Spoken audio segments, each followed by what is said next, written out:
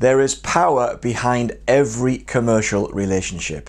Any experienced salesperson understands at a deep level that negotiations between two or more parties involve one party or the other enjoying more leverage than the other. It is the powerful who get the best deal. That's if they're competent negotiators, of course. We also see it all the time in our domestic purchases, everything from buying a bag of fruit from a market stall, in signing a mobile phone contract, right through to buying or renting the home we're living in.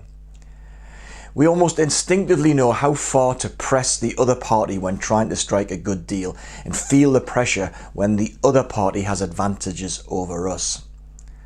And anyone who closely follows politics and geopolitics as I do will appreciate the use and abuse of power by one party or the other in furthering their policy objectives. It is a fact that power is deeply embedded in how humans interact with each other, and corporate bodies behave in a very similar manner, with the consequences often being very significant indeed. That a customer with a large spending budget is more coveted by suppliers than would be a customer making a small one-off purchase. So procurement spend is a lever of power.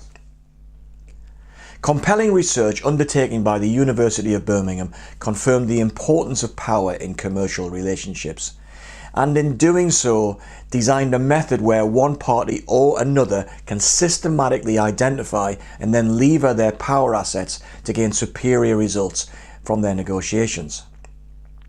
But unfortunately, power has become a bit of a dirty word in commercial relationships. No one likes to be seen as a bully, nakedly exploiting another party in negotiations, and people shy away from expressing anything to do with power. Instead, we have become used to language like partnering, collaboration, mutuality, SRM, that's supplier relationship management, and other such terms, all of which somewhat mask what really goes on in business. Think for a moment about a publicly listed company. Its directors have a fiduciary responsibility to maximize returns over the medium to longer term.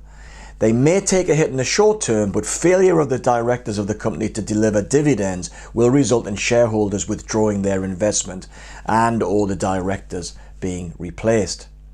Now think of another listed company who the first company trades with. They also are on a mission to maximize financial returns for their shareholders.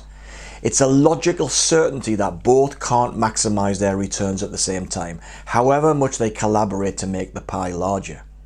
This inevitably creates a tension between the trading partners, as neither is able to secure their ideal outcome, and so compromises are made.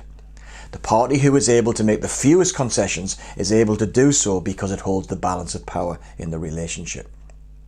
Therefore, power is often deployed very subtly, with participants sometimes being unaware of how the communications within the relationship are being deliberately manipulated to create an advantageous outcome. To paraphrase Sir David Frost, negotiation is the art of letting someone else have your way.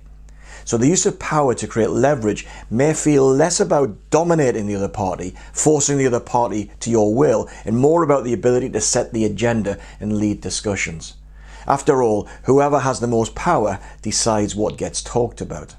And suppliers should seek to understand what underpins power for both sides, who has the balance of power today, and what can they do to change that balance in the future.